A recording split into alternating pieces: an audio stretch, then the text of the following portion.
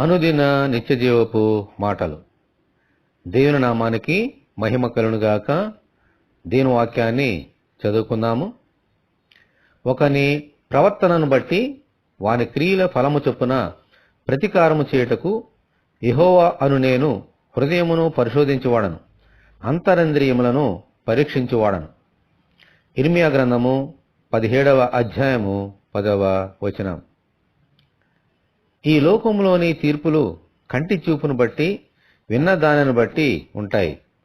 ఈ కారణాన్ని బట్టి అనేకసార్లు దోషులు నిర్దోషులుగాను, నిర్దోషులు దోషులుగాను తీర్పు తీర్చబడుతున్నారు. అయితే దేవుని తీర్పు ఇటువంటిది కాదు. ఎందుకంటే మనుషులు పైరూపమును లక్ష్యపెట్టుదురు, దేవుడు హృదయమును లక్ష్యపెట్టును. ఆమేన్. మన హృదయములో ఉన్న దానిని బట్టే ఆయన తీర్పు తీరుస్తారు. అందుకే మన అంతరంగములో, హృదయములో ఎల్లప్పుడూ సత్యము ఉండాలి. ఈ ప్రభువును మన హృదయంలో చేర్చుకుని మన అంతరంగంలో సత్యముండునట్లు ప్రసాదించమని మనమందరము దేవుని ప్రార్థన చేసుకుందాము. ప్రభువా, మీకు వందనాలు.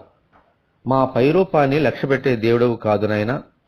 మా హృదయము ఎలాగున్నది అన్న దాన్ని బట్టే మీరు తీర్పు తీర్చేవారు. మా హృదయమును పరిశోధించువాడవును, అంతరింద్రియములను పరీక్షించువాడవును నీవే.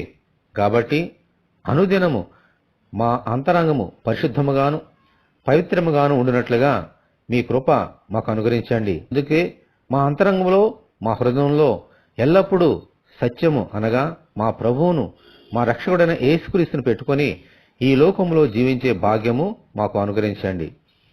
ఈ వాక్యం వింటున్న నీ బిడ్డలందరినీ దీవించమని యేసు అతి పరిశుద్ధమైన నామములో ప్రార్థన చేయుచున్నాము తండ్రి. ఆమేన్.